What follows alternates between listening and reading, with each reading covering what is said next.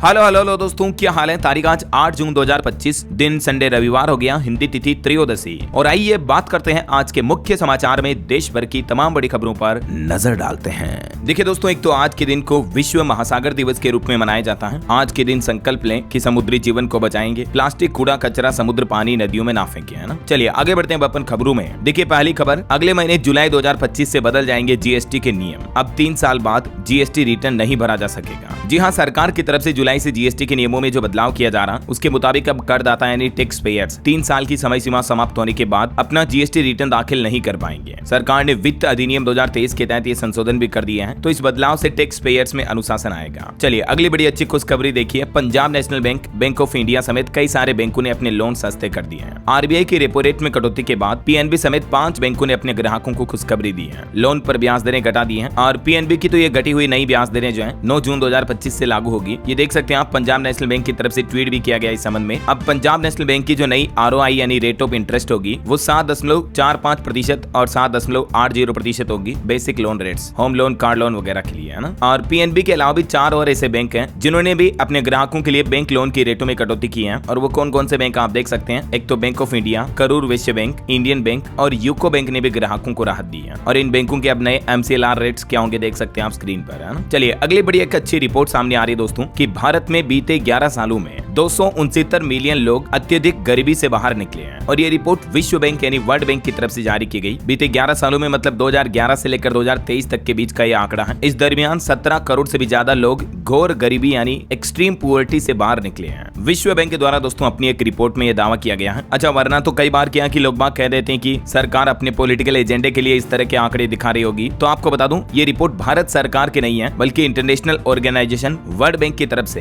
भारत के विकास पर यह मुहर लगी है कि बीते 10-11 सालों में भारत में गरीब लोगों की संख्या घटी है। और यह आंकड़ा 27% से घटकर 5.3% पर पहुंच चुका है। पुअर्टी रेट, इस रिपोर्ट की विस्तार में जानकारी आप देख सकते हैं कि भारत में अत्यधिक गरीबी दर जो है ना वो बीते 1 दशक में तेजी से घटी है। तो ये कहीं न कहीं हमारे देश के लिए एक बहुत ही अच्छा संकेत है दोस्तों। जबकि इसके कंपैरिजन में आप दुनिया भर का ग्लोबल डेटा देखोगे ना, तो दुनिया भर में इस समय के दौरान 12.5 करोड़ लोग गरीब बढ़े, जबकि भारत में बीते 1 दशक में 80% कम हुई चरम गरीबी। विश्व बैंक की तरफ से हमारे देश इंडिया के ये डेटा जारी किए गए। और अगर हम जनसंख्या के आंकड़ों में देखें तो देश की जनसंख्या जो 140 करोड़ के लगभग है, बीते 11 सालों में उनमें से 27 करोड़ भारतीय लोग अत्यधिक गरीबी से बाहर निकले हैं। इंडिया की इकोनॉमी को लेकर OECD ने भी भारतीय अर्थव्यवस्था का लोहा माना, जबकि ग्लोबल इकोनॉमी को लेकर चिंता जताई। OECD का मतलब है organisation for economic cooperation and development की तरफ से भी भारत की अर्थव्यवस्था की ग्रोथ रेट को लेकर ये रिपोर्ट जारी की गई, जिसमें कहा गया कि इंडिया वित्त वर्ष 2026 में भी दुनिया की सबसे फास्टेस्ट ग्रोइंग इकोनॉमी बनने वाला है। तो ये एक बहुत ही अच्छी बात है हमारे देश के लिए। वरना अभी दुनिया में तो हालात कैसे चल रहे हैं ये देख सकते हैं आप। गाजा की एक खबर सामने आ रही, अपनी बेटी की भूख मिटाने के लिए एक बाप ने 2300 रुपए में खरीदा 5 रुपए वाला पार्ले जी बिस्किट। जो बिस्किट आपको हमारे यहाँ 5 रुपए में मिल जाएगा ना। इजराइल गाजा के हालात अभी नरक के समान हो रहे हैं। सोशल मीडिया पर एक बाप और बेटी का वीडियो वायरल हो रहा है, देख सकते हैं आप ट्विटर पर ये वीडियो भी। खाने की इतनी भूखमरी छाई हुई है वहाँ पर, इसीलिए महंगाई इतनी बढ़ गई है कि ना सिर्फ बिस्किट बल्कि देखिए आप चीनी का भाव भी 7,718 रुपए किलो बिक रहा है। हालात काफी बेकाबू है। उससे तो अच्छा हम अभी अपने देश में रह रहे हैं ना। हमारे भारतीय सैनिकों की जवानों की बदौलत हम सुरक्षित हैं, है ना। इधर देखिए रूस यूक्रेन जंग पर भी खबर आ रही है। यूक्रेन ने रूस पर फिर से पलटवार किया, 407 ड्रोन और 45 मिसाइलों से हमला किया। अब जेलेंस्की शांति की गुहार भी लगाने लगे। चलिए अगली बड़ी खबर देखिए। अब नहीं चलेगा बहाना, बायोमेट्रिक होगी पुलिस कर्मियों की हाजिरी। कामकाज को बेहतर करने के लिए 3 नई प्रणालियां लागू की जाएगी। उत्तर प्रदेश में यूपी पुलिस को लेकर यह नया सिस्टम लागू हो रहा है। अब फिंगरप्रिंट बायोमेट्रिक के जरिए पुलिस कर्मियों की उपस्थिति दर्ज होगी। यूपी गाजियाबाद से अगले सप्ताह से यह नया सिस्टम शुरू कर दिया जाएगा। चलिए खबर आ रही है, अब उत्तराखंड में भी प्राथमिक स्वास्थ्य केंद्रों तक होगी फार्मासिस्टों की तैनाती। स्वास्थ्य विभाग इस तरह की भी तैयारी कर रहा है, लोगों को बेहतर स्वास्थ्य सुविधाएं उपलब्ध कराने के मकसद से। वहीं देखिए बड़ी खबर, चुनावी घोटाले को लेकर राहुल गांधी फिर से बोले कि बीजेपी ने महाराष्ट्र में चोरी से चुनाव जीता और अब बिहार में मैच फिक्सिंग होगी। तो राहुल गांधी के इन बयानों और आरोपों को लेकर चुनाव आयोग ने कहा कि ये कानून ही नहीं बल्कि लाखों चुनाव कर्मियों का भी अपमान है। राहुल गांधी इस तरह से चुनाव में धांधली के आरोप नहीं लगा सकते हैं। गलत सूचना फैलाना कानून का भी अपमान है। महाराष्ट्र कानून को लेकर जब राहुल गांधी के आरोप पर ईसीआई यानी इलेक्शन कमीशन ऑफ इंडिया ने जवाब दिया तो बदले में राहुल गांधी ने फिर से अपना तर्क दिया और कहा कि सीसीटीवी फुटेज दिखाओ, वोटर लिस्ट दिखाओ। चुनाव में मैच फिक्सिंग पर चुनाव आयोग के जवाब के बाद राहुल गांधी ने अब ये सबूत भी मांगे, जबकि चुनाव आयोग ने इन सभी आरोपों को निराधार और बेतुका बताया। चलिए अगली बड़ी खबर आ रही है, भारत और मध्य एशियाई देश मिलकर करेंगे दुर्लभ खनिजों की खोज, डिजिटल और आर्थिक साझेदारी को भी बढ़ावा मिलेगा। दरअसल भारत और 5 मध्य एशियाई देश जिनमें कजाकिस्तान, किर्गिज गणराज्य, ताजिकिस्तान, तुर्कमेनिस्तान और उज्बेकिस्तान के बीच नई दिल्ली में यह बैठक हुई और इस बैठक में खनिज समेत इन सभी मुद्दों पर भारत और इन देशों के बीच सहमति बनी है ना। वहीं प्रधानमंत्री नरेंद्र मोदी ने भी कहा कि प्राकृतिक आपदाओं से निपटने के लिए शुरुआती चेतावनी प्रणाली लागू करना बेहद जरूरी है ताकि भारी बारिश, बाढ़, भूकंप वगैरह इन तरह की प्राकृतिक आपदाओं से होने वाले गंभीर खतरे को थोड़ा कम किया जा सके, है ना। वहीं पीएम मोदी बोले कि भारत अब दुर्लभ पृथ्वी चुंबक के उत्पादन में भी बनेगा आत्मनिर्भर, सरकार इसके लिए भी प्रोत्साहन राशि देगी। अभी दुनिया भर में 90% दुर्लभ पृथ्वी चुंबक यानी अर्थ मैग्नेट्स का निर्माण चीन करता है उत्पादन, लेकिन भारत में भी अब इस दिशा में आत्मनिर्भर बनने के लिए सरकार नई योजना शुरू कर रही है, क्योंकि अप्रैल महीने में चाइना ने इस पृथ्वी चुंबक अर्थ मैग्नेट के निर्यात पर रोक लगा दी थी, तो अब भारत खुद ही इन चीजों को बनाएगा। और देखिए एक वैश्विक सम्मेलन में पीएम मोदी ने कहा कि प्राकृतिक आपदाएं जीवन और संपत्ति को भारी नुकसान पहुंचा रही है। पीएम बोले कि तटीय इलाके और द्वीप प्राकृतिक आपदा के लिए बेहद संवेदनशील हैं। दुनिया भर में हाल के दिनों में टाइफून और चक्रवाती तूफान भी आए हैं। तो अंतर्राष्ट्रीय सम्मेलन आपदा रोधी अवसंरचना 2025 को संबोधित करते हुए पीएम मोदी ने कहा कि यह सम्मेलन पहली बार यूरोप में हो रहा है और मैं फ्रांस के राष्ट्रपति और फ्रांस की सरकार को उनके समर्थन के लिए भी धन्यवाद देता हूं। और वही खबर देखिए, ब्रिक्स संसदीय फोरम का भी समापन हुआ, जिसमें हमारे लोकसभा अध्यक्ष ने कहा कि आतंकवाद और एआई यानी आर्टिफिशियल इंटेलिजेंस पर मिलकर दुनिया भर के देशों को काम करना चाहिए। ये 11वें ब्रिक्स समिट में समापन के बाद लोकसभा अध्यक्ष ने संबोधित किया। चलिए एक रिपोर्ट सामने आ रही है कि पेट्रोल की तुलना में 38% तक कम ग्रीन हाउस गैस का उत्सर्जन करते हैं इलेक्ट्रिक वाहन। हालिया वैज्ञानिकों की रिसर्च में यह अध्ययन सामने आया है। International council on clean transportation और आईआईटी रुड़की के वैज्ञानिकों के अध्ययन के मुताबिक जो मतलब इलेक्ट्रिक वाहन होते हैं ना, वो पेट्रोल डीजल वाले वाहनों की तुलना में 38% कम ग्रीन हाउस गैस उत्सर्जित करते हैं, तो जो कि पर्यावरण के लिए बहुत ही अच्छी बात है। इसलिए सरकार अब ईवी उत्पादन पर भी बढ़ावा दे रही है ना। चलिए अगली बड़ी खबर देखिए दोस्तों, चिली में आया तेज भूकंप, दहशत के मारे लोग सड़कों पर उतर आए। 20,000 से ज्यादा लोगों की बिजली आपूर्ति भी बाधित हुई। 6.4 की तीव्रता का भयंकर भूकंप आया उत्तरी चिली में। हालांकि गनीमत यह रही कि किसी के हताहत होने या जान माल के नुकसान की खबर नहीं है। और खबर आ रही है, वापस भेजे गए 31 बांग्लादेशी नागरिक। दिल्ली पुलिस ने भी प्रक्रिया शुरू की। जो अवैध रूप से रह रहे थे तो उनको वापस उनके मुल्क भेजा जा रहा है। और देखिए दिल्ली पुलिस की एक स्पेशल सेल की टीम ने FICN यानी इंटरस्टेट फेक करेंसी रैकेट का भंडाफोड़ करते हुए एक सदस्य को गिरफ्तार भी किया है, जिसके पास से 4 लाख रुपए के नकली नोट बरामद हुए हैं। आप भी नोटों का लेन देन करते समय सावधान रहें दोस्तों। और खबर है, अरब सागर में नौसेना की फायरिंग एक्सरसाइज होगी। 8 से 11 जून तक अलर्ट जारी हुआ और इसके लिए भारत सरकार ने नोटिस भी जारी किया। ये नौसैनिक अभ्यास गोवा और कारवार के बीच समुद्री क्षेत्र में किया जाएगा। और ईद के मौके पर भारत बांग्लादेश के जवानों ने एक दूसरे के साथ मिठाइयां बांटी। बीजेपी ने राहुल गांधी पर आरोप लगाए और कहा कि पाकिस्तान की राजनीतिक कठपुतली है राहुल गांधी। एक बीजेपी नेता CR केसवन ने यह कहा। और खबर है, सत्यपाल मलिक अस्पताल में भर्ती हुए, उनकी हालत गंभीर है। बोले जिस करप्शन की जानकारी मैंने पीएम को दी उसी में मुझे फंसाया जा रहा है। चलिए अगला अपडेट आ रहा है, बंगलुरु भगदड़ मामले में कर्नाटक सरकार ने मुआवजे की राशि बढ़ाई। अब मृतकों के परिजनों को मिलेंगे 25-25 लाख रुपए। जो IPL जीत के दौरान जो RCB की सेलिब्रेशन सेरेमनी थी, उस दौरान जो भगदड़ हुई थी, उसमें परिजनों के लिए पहले 10-10 लाख रुपए का ऐलान किया था। अब मुआवजे की राशि को बढ़ाकर 25 लाख रुपए देने की घोषणा की गई है। बंगलुरु भगदड़ मामले का ये एक वीडियो भी सामने आ रहा, देखिए आप। बेटे की कब्र से लिपट गया पिता, बोला कि मुझे यही रहना है। बीजेपी ने ये वीडियो पोस्ट करके कर्नाटक के मुख्यमंत्री और डिप्टी CM को हत्यारा कहा। भले ही इस मामले में राजनीति घुसेड़ी जा रही हो दोस्तों, लेकिन ऐसे वीडियो देखकर वाकई में आंखों में आंसू भर आते हैं। चलिए अगला अपडेट आ रहा, भारत के कारोबारी मुकेश अंबानी जिस कॉलेज से पढ़े थे, उस कॉलेज को अब उन्होंने 151 करोड़ रुपए दान किए हैं। नाडार अभी हमारे देश के सबसे बड़े दानी है, जो कि रोजाना एवरेज 6 करोड़ रुपए दान किए हैं। बाकी मुकेश अंबानी रिलायंस इंडस्ट्रीज के चेयरमैन, जिन्होंने ICT institute of chemical technology Mumbai को ये 151 करोड़ रुपए दान में दिए हैं। मुकेश अंबानी ने 1970 के दशक में यहीं से ग्रेजुएशन किया था। भारत के 10 सबसे बड़े दानवीरों की लिस्ट भी आप देख सकते हैं। शिव नाडार नंबर 1 पर है। चलिए अगला अपडेट देखिए दोस्तों, कल जो ईद उल अजहा का पर्व था, दिल्ली, भोपाल, संभल की मस्जिदों में नमाज हुई। ये कुछ तस्वीरें देखिए आप। उत्तर प्रदेश में ड्रोन से निगरानी की गई, अलर्ट पर रही सभी राज्यों की पुलिस। देश भर में बकरीद का पर्व मनाया गया। अच्छी बात यह रही कि कहीं कोई अनहोनी घटनाएं नहीं देखी गई। ईद उल अजहा के मौके पर गुलजार हुए यूपी लखनऊ के कुर्बानी बाजार भी 450 करोड़ रुपए के बकरे बिके। कश्मीर में भी देखिए धूमधाम से मनाया गया ईद उल अजहा का त्योहार। मुख्यमंत्री उमर अब्दुल्ला समेत कई नेताओं ने अदा की नमाज ए ईद भी।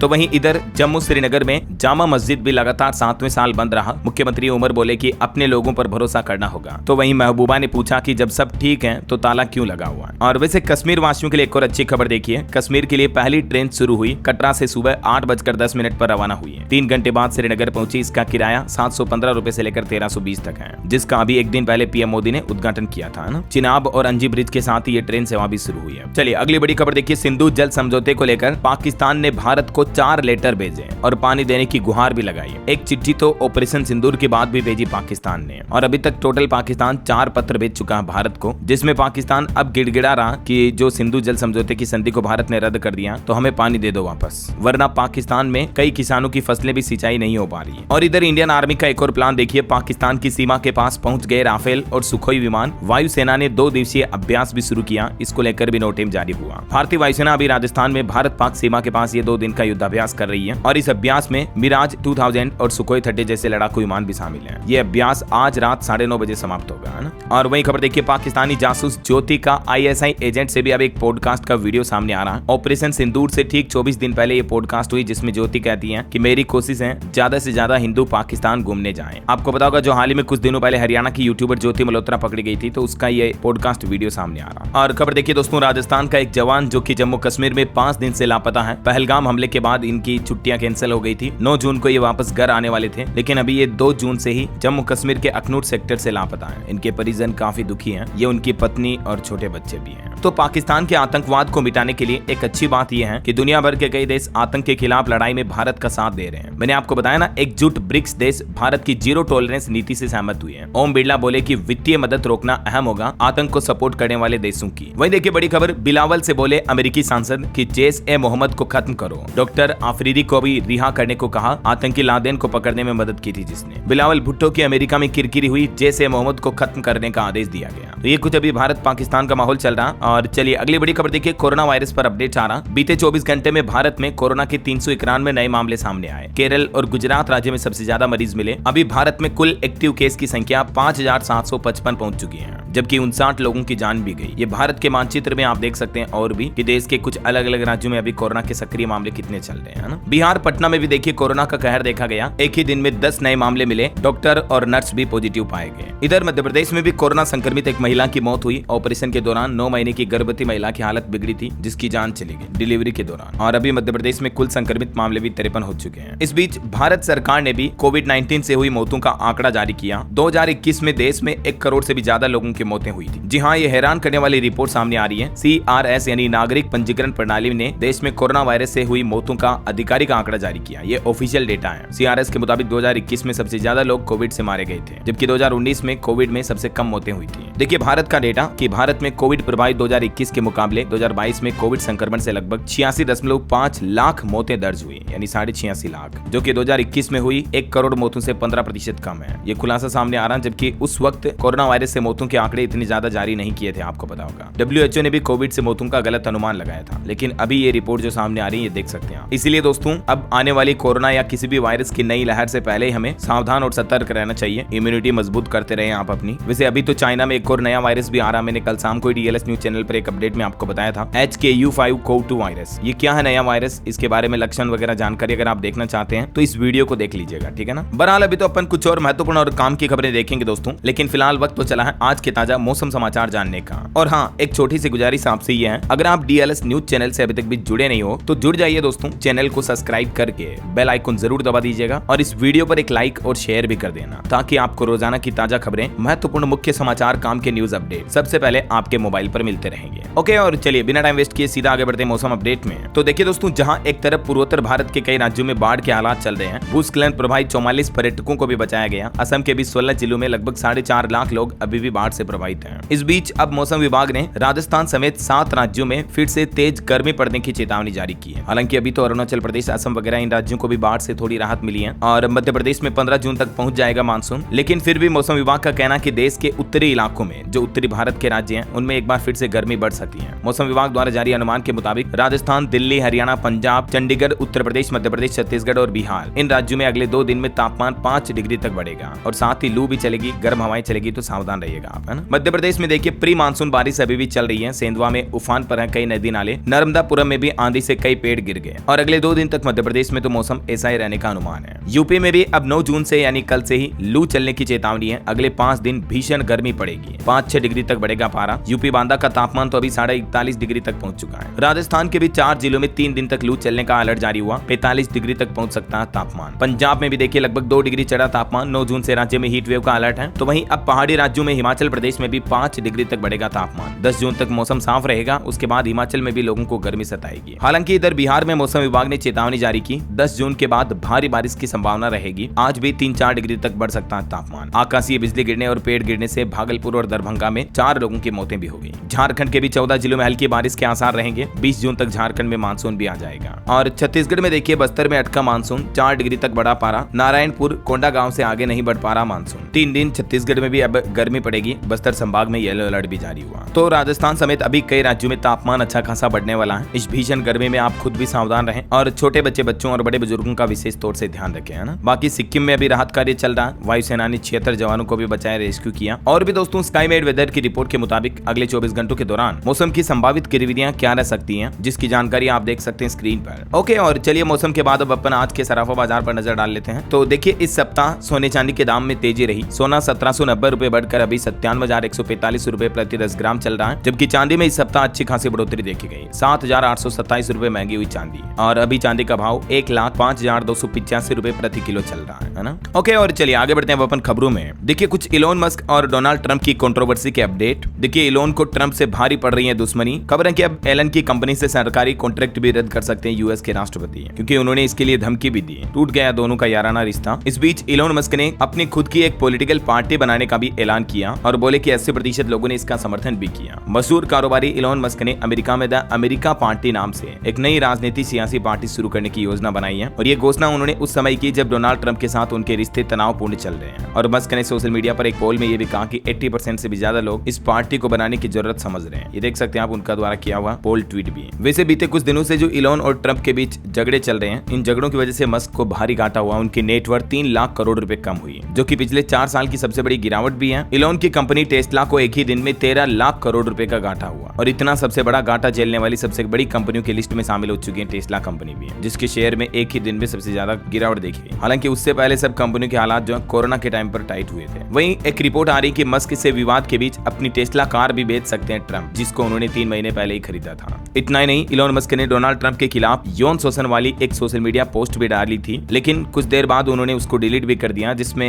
एप्स्टीन केस का जिक्र किया गया था और ये लिखा था कि बड़े खुलासे का टाइम आ गया है। जो राष्ट्रपति डोनाल्ड ट्रंप के नाबालिग लड़कियों के यौन शोषण के जो आरोप लगे थे, उनसे संबंधित ये सोशल मीडिया पोस्ट की थी उन्होंने। देखिए मतलब कंट्रोवर्सी किस हद तक बढ़ गई दोनों के बीच। इधर अमेरिका के राष्ट्रपति डोनाल्ड ट्रंप ने 12वीं बार ये बात कही कि मैंने भारत पाकिस्तान की लड़ाई रोकी है। उन्होंने कहा कि मैं इस बारे में ज्यादा नहीं बोलता हूँ, दोनों में ही न्यूक्लियर वॉर हो सकती थी, लेकिन मैंने रुकवाया। तो ये कुछ माहौल चल रहा है। चलिए अगली बड़ी खबर देखिए। भारतीय रेल मंत्रालय ने ट्रेन चालकों के लिए बाहरी विश्राम नियमों में बदलाव किया है। हालांकि रेलवे यूनियन ने इन नियमों को गैर कानूनी बताया। देखिए रेल मंत्रालय की तरफ से जो नए नियम जारी किए गए हैं, जिनको लेकर यूनियन के पदाधिकारियों का कहना है कि 8 घंटे से कम का रेस्ट जो कर्मचारियों के लिए अपर्याप्त है, क्योंकि कर्मचारियों को व्यक्तिगत स्वच्छता, भोजन वगैरह तैयार करने में काफी समय लगता है। तो इस मामले में जांच के बाद अब मौजूदा नियमों में क्या बदलाव किया गया, जिसकी जानकारी भी आप देख सकते हैं। रेलवे कर्मचारियों की ड्यूटी को लेकर ये न्यू रूल्स लागू किए गए। चलिए खबर आ रही दिल्ली के 75 मुख्यमंत्री श्री स्कूलों में होगी शिक्षकों की भर्ती। 9 जून तक आवेदन कर सकते हैं। दिल्ली सरकार ने ये नया भर्ती अभियान शुरू किया है। और ऑटो इंडस्ट्री से एक रिपोर्ट देखिए। यात्री वाहनों की खुदरा बिक्री बीते महीने मई में 3% तक घटी है। मतलब रिटेल सेल्स में गिरावट देखने को मिली है। कुछ तो भारत पाकिस्तान संघर्ष की वजह से भी ये गिरावट आई है। और डिजिटल अरेस्ट मामले पर बड़ी खबर देखिए। नकली सुप्रीम कोर्ट, नकली आरबीआई, नकली सीबीआई बनकर डिजिटल अरेस्ट और साइबर धोखाधड़ी के बड़े खेल चल रहे हैं। आए दिन साइबर अपराध की चौंकाने वाली घटनाएं लगातार सामने आ रही है। इस बीच अभी एक पूरा जाल बना रखा। देखिए आप, ये नया मामला सामने आया। एक टोली बनाकर आरोपियों ने निर्दोष लोगों को ठगना शुरू कर दिया है। ईडी ने अब तक 13 आरोपियों के खिलाफ अभियोजन शिकायत भी दर्ज की इस मामले में। आए दिन जो डिजिटल अरेस्ट की घटनाएं सामने आती रहती हैं। आजकल तो कॉल करने के दौरान बॉलीवुड एक्टर अमिताभ बच्चन की आवाज में भी लोगों को साइबर क्राइम के बारे में सचेत कर रही है सरकार। तो आप सावधान रहे हैं। और ऐसे ही आजकल AI डीफेक वीडियो के जरिए भी धोखाधड़ी काफी ज्यादा हो रही है। एक मामला देखिए कल का ही। मुस्लिम नेता ओवैसी की डीफेक वीडियो बना करके लोगों के साथ ठगी की जा रही है। निवेश के नाम पर रोजाना 53,000 रुपए का रिटर्न देने का वादा किया जा रहा। सोशल मीडिया प्लेटफॉर्म पर असुद्दीन ओवैसी का ये फर्जी AI वीडियो चल रहा अभी। तो सावधान रहे, आप सतर्क रहे ना। अच्छा, आए दिन आपको पता होगा PIB फैक्ट चेक की तरफ से भी ऐसे मामलों को लेकर क्लियरिफिकेशन जारी किया जाता है। एक और ठगी का मामला चल रहा अभी सोशल मीडिया पर। क्या आपको भी ट्राई की तरफ से मोबाइल टावर लगाने का मैसेज मिला, जिन मैसेज में ये दावा किया जाता कि मोबाइल टावर लगवा लें, हर महीने आपको इतना किराया मिलेगा,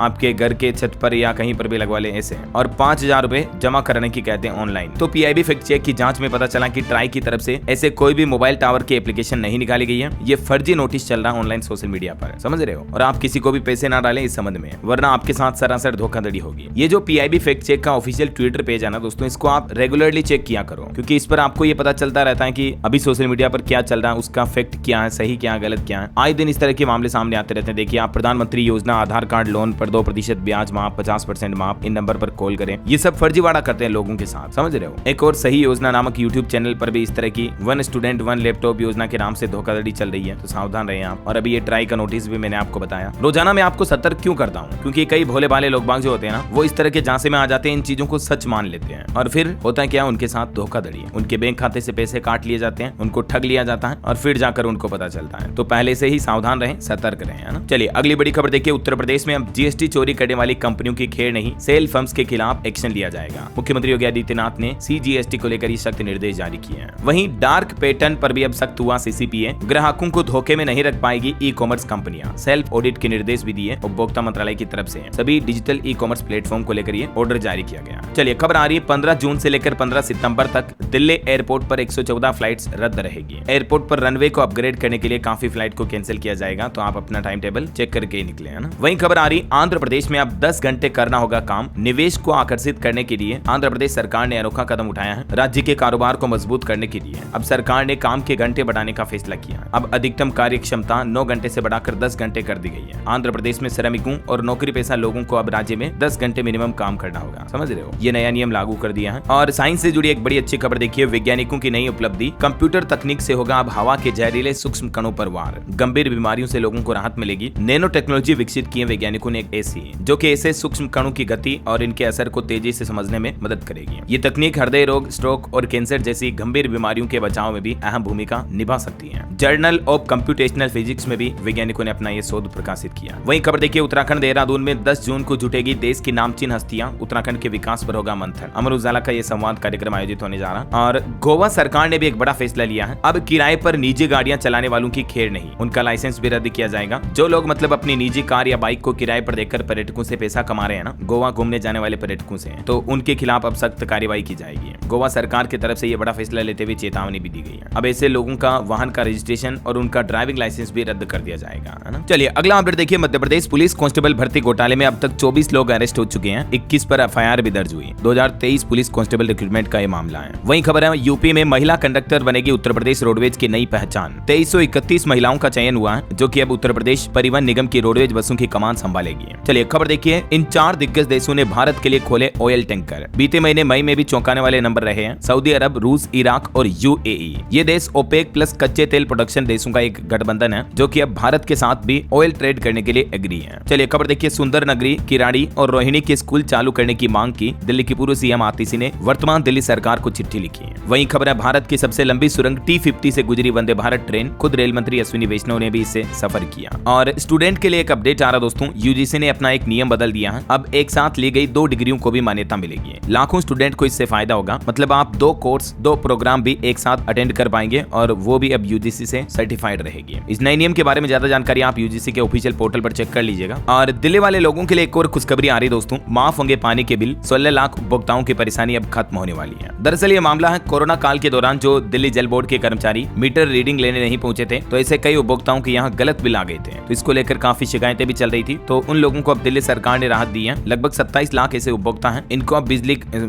पानी का बिल भरने की जरूरत नहीं पड़ेगी, है ना। और एक बड़ी घटना होगी देखिए। मध्य प्रदेश के कटनी में प्लास्टिक गोदाम में भीषण आग लगी। 4 घंटे से 6 दमकल गाड़ियां आग बुझाने की कोशिश कर रही हैं। वहीं देखिए पश्चिम बंगाल के जो मुर्शिदाबाद में हिंसा हुई थी, जिसमें एक पिता बेटे की जान ले ली गई थी, उस मामले पर 900 पन्नों की चार्जशीट पेश की गई। 13 आरोपी भी घोषित हुए हैं। और पंजाबी सिंगर मूसेवाला की डॉक्यूमेंट्री पर भी विवाद पैदा हो रहा है। उनके पिता ने डीजीपी महाराष्ट्र से शिकायत की और इस डॉक्यूमेंट्री के प्रसारण पर रोक लगाने की मांग की। वहीं खबर है राजनीति में वापसी कर रहा है सिद्धू पाजी का परिवार भी। नवजोत कौर कर रही बैठ के बोले कि टिकट मिला तो चुनाव लड़ूंगी। नवजोत सिंह सिद्धू और उनकी पत्नी 2022 के बाद चुनाव से गायब है, लेकिन अब वापस पॉलिटिक्स में आ रही है। और खबर देखिए चंडीगढ़ मनाली 4 लेन पर 5 घंटे तक रोका जा रहा ट्रैफिक। टूरिस्ट को अल्टरनेटिव रूट अपनाने की सलाह दी गई। 10 जून तक ट्रैफिक प्लान भी बदला गया। वहीं देखिए नौसेना को मिलेगा अपना पहला एंटी सबमरीन वॉरफेयर सेलो वाटरक्राफ्ट। INS अर्नाला को महाराष्ट्र के किले से नाम मिला है। 18 जून को विशाखापट्टनम में इसकी कमीशनिंग की जाएगी। और खबर देखिए पीयूष चावला ने क्रिकेट के सभी फॉर्मेट से संन्यास लिया। लिखा कि वर्ल्ड कप की यादें हमेशा दिल में बसी रहेगी। और नक्सलवाद पर बड़ी खबर देखिए। बीजापुर में 7 और नक्सली ढेर हुए। कुछ जवानों को भी सांप ने काट लिया। टॉप कमांडर सुधाकर भी हाल ही में आपको पता होगा मारा गया। बीते 3 दिन में 2 महिला और और 5 पुरुष नक्सलियों का एनकाउंटर हुआ है। वहीं देखिए खबर, गुकेश नॉर्वे चेस टूर्नामेंट में तीसरे नंबर पर रहे। वर्ल्ड नंबर 1 कार्लसन ने खिताब जीता। विमेंस में अन्ना मुजीचुक टॉप पर रही। नॉर्वे चेस के ये चैंपियन बने और गुकेश को भी मेनी कांग्रेट्स। खिताब तो नहीं जीत पाए लेकिन टॉप 3 में रहे। और ऑटो इंडस्ट्री से खबर देखिए, 2025 सुजुकी वी-स्टॉर्म 800 DE भारत में लॉन्च हुई। एडवेंचर टूरिंग बाइक में आपको 22 किलोमीटर तक का माइलेज मिलेगा। कीमत इसकी 10.5 लाख के लगभग है। वहीं खबर देखिए, उत्तराखंड में अब ग्रीन सेस से नहीं बच पाएंगे राज्य में आने वाले वाहन। सभी सीमाओं पर अंदर तक लगाए जा रहे ANPR कैमरे हैं। ANPR का मतलब ऑटोमेटिक नंबर प्लेट रिकॉग्निशन कैमरे लगाए गए हैं, जो कि आपकी गाड़ी का नंबर प्लेट ऑटोमेटिक रिकॉग्नाइज कर लेंगे और जो ग्रीन सेस है वो आपके फास्टैग खाते से ऑटोमेटिक कट जाएगा ना। वहीं खबर देखिए, मध्य प्रदेश के मुख्यमंत्री डॉक्टर मोहन यादव ने सीहोर को करोड़ों रुपए की योजनाओं की सौगात दी। सिंचाई, शिक्षा और विकास परियोजनाओं का ऐलान किया। 113 करोड़ रुपए के निर्माण कार्यों का लोकार्पण और भूमि पूजन भी किया। और खबर है, उत्तर प्रदेश में अब सिंगल विंडो से सभी इंडस्ट्रियल प्राधिकरणों की समस्याओं का निस्तारण हो जाएगा। मंत्री नंदी ने उद्यमियों को भरोसा दिया। वहीं देखिए, यूपी के 107 स्टेट हाईवे भी अब 10 मीटर चौड़े होंगे। 9,000 करोड़ रुपए की लागत आएगी। ये कुछ अलग अलग रूट इसमें शामिल रहेंगे, है ना। चलिए खबर आ रही है, पीएम मोदी और डेविड लेमी की मुलाकात हुई। FTA आतंकवाद के खिलाफ सहयोग और रणनीतिक साझेदारी पर चर्चा हुई। ये डेविड लेमी ब्रिटेन के विदेश मंत्री हैं, जिन्होंने पीएम से मुलाकात की। और बंगलुरु भगदड़ मामले पर एक और खबर आ रही कि KSCA के 2 अधिकारियों ने इस्तीफा दिया। घटना की नैतिक जिम्मेदारी ली। RCB पर भी FIR दर्ज हुई। वहीं मोदी सरकार के 11 साल पूरे होने के मौके पर माई गवर्नमेंट एक प्रतियोगिता लेकर आया है। 1 लाख रुपए तक का नगद इनाम जीतने का भी मौका है। विकसित भारत 2025 क्विज भी शुरू की गई है केंद्र सरकार द्वारा। ये इस क्विज, फोटो स्टोरी, व्लॉग और वीडियो प्रतियोगिताओं में भाग लेकर आप 1 लाख रुपए तक का पुरस्कार जीत सकते हैं। ये अलग अलग कैटेगरी के इसमें पुरस्कार होंगे। 1,75,000, 50,000, 2,000 और 1,000। और इस कॉन्टेस्ट में आपको बदलता भारत मेरा अनुभव, इस पर एक मिनी व्लॉग प्रतियोगिता हो रही है। इस टॉपिक पर आपको एक व्लॉग लिखना है और उससे आप इस कॉन्टेस्ट को विन कर सकते हैं। ज्यादा जानकारी आपको माई गवर्नमेंट के पोर्टल पर देखने को मिल जाएगी, ठीक है ना। उस पर लॉगिन करके आप इस कॉन्टेस्ट में पार्टिसिपेट कर सकते हैं। चलिए खबर देखिए, गृह मंत्री अमित शाह ने शासन में भारतीय भाषाओं को बढ़ावा देने के लिए भारतीय भाषा अनुभाग भी लॉन्च किया। वहीं देखिए, बीते महीने मई में 211 करोड़ से भी ज्यादा के आधार ऑथेंटिकेशन लेन-देन हुए, ट्रांजैक्शन हुए। चलिए अगला अपडेट देखिए, अब पिकनिक पर स्टूडेंट के साथ पुलिस कर्मी भी जाएंगे। गुजरात के DGP ने बड़ा फैसला लिया। स्कूलों को यह काम करना होगा। गुजरात में अब स्कूल के स्टूडेंट, छात्र छात्राएं अब अगर पिकनिक या टूर पर घूमने जाते हैं तो उनके साथ में पुलिस कर्मी सुरक्षा के लिए जाएंगे। ये नया नियम लागू कर दिया गुजरात स्टेट में, है ना। और हरियाणा में राशन कार्ड धारक अब अपने मोबाइल से भी KYC कर पाएंगे। मोबाइल ऐप पर चेहरा दिखा करके KYC करने की ये सुविधा शुरू की गई है। दिल्ली वासियों के लिए एक और अच्छी खबर है। दिसंबर से ही यमुना में कर सकेंगे आप इलेक्ट्रिक नाव की सफारी भी। LG ने मंजूरी दी। और हिमाचल प्रदेश में देखिए, 43 दिन बाद PTF की हड़ताल खत्म हुई। शिक्षकों के निलंबन के आदेश भी अब निरस्त होंगे। वहीं अब ड्राइविंग लाइसेंस बनवाने के लिए आपको नहीं लगानी होगी 20 किलोमीटर की दौड़। RTO में तैयार होगा ट्रैक पर एक नया टेस्ट। उत्तराखंड देहरादून में ये नई पहल हो रही है। और देखिए, यूपी में अहिल्याबाई के नाम पर होगा गोरक्ष नगरी का वर्किंग वुमेन हॉस्टल। मुख्यमंत्री योगी आदित्यनाथ ने बड़ी घोषणा की है इसके लिए। यूपी नोएडा में धारा 163 लागू हुई। अलर्ट मोड पर है पुलिस। कई चीजों पर रोक रहेगी। गाइडलाइन भी जारी हुई। 9 जून तक के लिए धारा 163 लागू हुई है। जो पहले धारा 144 थी ना, उसकी जगह अब ये नए कानून में ये धारा है, ठीक है ना। और खबर है दोस्तों, राजा रघुवंशी मर्डर केस की जांच भी अब CBI कर सकती है, क्योंकि मुख्यमंत्री मोहन यादव ने गृह मंत्री को इस संबंध में एक चिट्ठी भी लिखी है। वहीं देखिए, बिहार में मुख्यमंत्री ग्रामीण सेतु योजना के तहत पूरे राज्य में बनेंगे 649 नए पुल। पूर्वी चंपारण में सबसे ज्यादा पुलों को मंजूरी मिली। बिहार के नीतीश सरकार ने ये बड़ी घोषणा की है। और छत्तीसगढ़ की बौद्ध घाट परियोजना के लिए भी 49,000 करोड़ रुपए का बजट मंजूर हुआ। बिजली के साथ साथ सिंचाई की भी सुविधा मिलेगी। देख सकते हैं आप इस परियोजना के बारे में ज्यादा जानकारी भी है। वहीं देखिए, उत्तर प्रदेश में किसानों की मुश्किलें बढ़ रही है। DAP नहीं मिल रहा है, 50 रुपए प्रति बोरा। NPK का दाम भी बढ़ा दिया है, तो अभी किसानों को काफी उर्वरक खाद वगैरह की शॉर्टेज आ रही है ना। और देखिए, हरियाणा में सरकार ने वंचित अनुसूचित जातियों को नौकरी में आरक्षण दिया। मुख्यमंत्री नायब सिंह सैनी बोले कि गरीब और श्रमिकों की ताकत से बनेगा विकसित भारत। खबर आ रही है, यूपी नोएडा में फुटपाथ से अतिक्रमण हटाने के लिए भी शुरू हुआ अभियान। सेक्टर 27 अट्टा मार्केट से हटाई गई 50 दुकानें। वहीं आगरा मेट्रो जल संरक्षण की भी अनूठी पहल। सफर अब आसान होगा और एक बूंद भी पानी बर्बाद नहीं होगा। आगरा मेट्रो परियोजना में जल संरक्षण को लेकर भी ये नया प्लान बनाया गया। वहीं खबर देखिए, महाकुंभ भगदड़ के पीड़ित परिवारों को अब तक भी नहीं मिला मुआवजा। यूपी सरकार को इलाहाबाद हाईकोर्ट ने फटकार लगाई। और उत्तर प्रदेश में एक और नया आदेश लागू हुआ। अब गुपचुप तरीके से शादी नहीं कर पाएंगे लड़का लड़की। इलाहाबाद हाईकोर्ट के आदेश के बाद नए दिशा निर्देश जारी किए गए, जिसके मुताबिक यूपी में अब विवाह के प्रमाण पत्र के रूप में केवल विवाह का फोटो या निमंत्रण कार्ड ही पर्याप्त नहीं माना जाएगा, बल्कि विवाह संपन्न कराने वाले पुरोहित यानी कि पंडित की मौखिक गवाही और शपथ पत्र लगाना भी अनिवार्य होगा। तभी शादी का रजिस्ट्रेशन हो पाएगा, मैरिज सर्टिफिकेट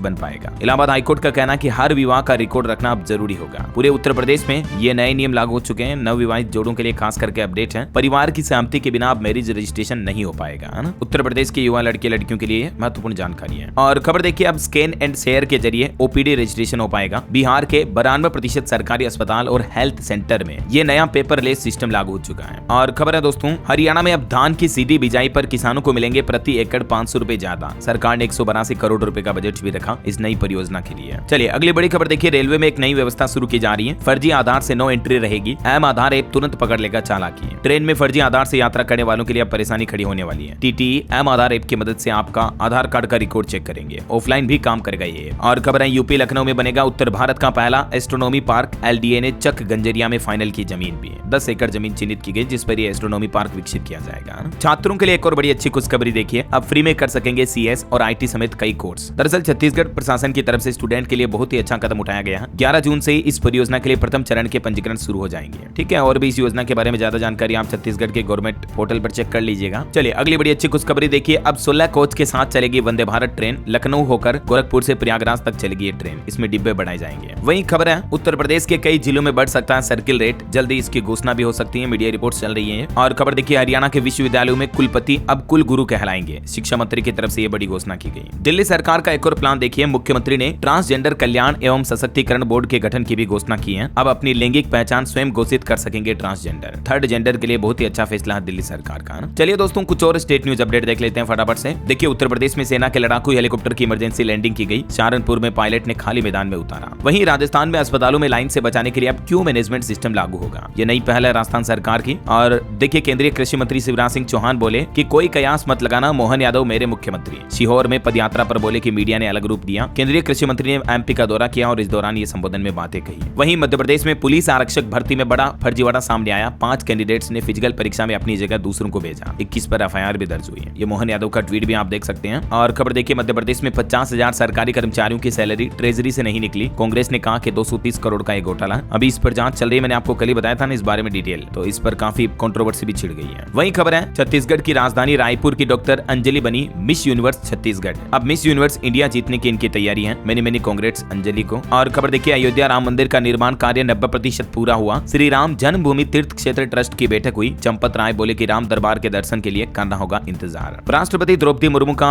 झारखंड देवघर का दौरा भी स्थगित हुआ। 11 जून को यह कार्यक्रम निर्धारित था। वही देखिए, हरियाणा में 3,500 भर्तियों में 605 पद डीएससी के रिजर्व रहे। मुख्यमंत्री से मिले वंचित वर्ग के लोग। 11 जून को सिरसा आने का न्योता भी दिया। हरियाणा में सीईटी का फर्जी पोर्टल बनाने वाला शख्स भी गिरफ्तार हुआ। 2 फतेहाबाद, कुरुक्षेत्र और 4 यूपी के थे इसमें। और हिमाचल के मुख्यमंत्री सुखविंदर सिंह सुक्खू कल 9 जून को किन्नौर आएंगे। स्पोर्ट्स स्टेडियम व यूथ हॉस्टल का लोकार्पण करेंगे। कुछ एजुकेशनल अपडेट्स देखिए दोस्तों, सीईटी परीक्षा के नियमों को हाईकोर्ट में चुनौती दी गई। हरियाणा सरकार और कर्मचारी चयन आयोग को हाईकोर्ट ने अब नोटिस भी भेजा। और यूजीसी नेट का शेड्यूल जारी हो चुका है एग्जाम का। 25 से 29 जून तक सीबीटी मोड में होंगे पेपर। वहीं एसएससी कंबाइंड हिंदी ट्रांसलेटर भर्ती परीक्षा का नोटिफिकेशन भी जारी हो चुका है। इस ऑफिशियल पोर्टल पर आप जानकारी चेक कर लीजिएगा। और एसएससी में स्टेनोग्राफर की भी ग्रेड सी और डी के 261 पदों पर भर्ती निकली हुई है। 12वीं पास के लिए भी मौका है। महिलाओं के लिए फीस में भी छूट रहेगी। 6 जून से इसमें आवेदन शुरू हो चुके हैं। इसकी लास्ट डेट है 26 जून, तब तक आप अप्लाई कर सकते हैं। ठीक है ना। और अंतर्राष्ट्रीय न्यूज पर खबर देखिए, कर्ज में डूबे पाकिस्तान का फैसला। सीनेट चेयरमैन की सैलरी 500% बढ़ाई गई। आम लोगों को खर्च कम करने की सलाह दी है। और वहीं पाकिस्तान की एक और गलतफहमी भी देखिए। पाकिस्तान के रक्षा मंत्री बोले कि भारत को जल युद्ध में हराएंगे। कहा कि भारत जानबूझकर चिनाब का पानी कंट्रोल कर रहा है। सीक्रेट बातचीत से इनकार किया। ये पाकिस्तान के रक्षा मंत्री ख्वाजा आसिफ का कहना है। ओके, और चलिए दोस्तों, अंत में आज के राशिफल पर नजर डालते हैं। देखिए, मेष और मीन राशि वालों को रुका पैसा मिल सकता है। धनु राशि वालों की भी इनकम सोर्स बढ़ने के योग है। और भी कुछ अलग अलग राशियों का राशिफल आप देख सकते हैं स्क्रीन पर।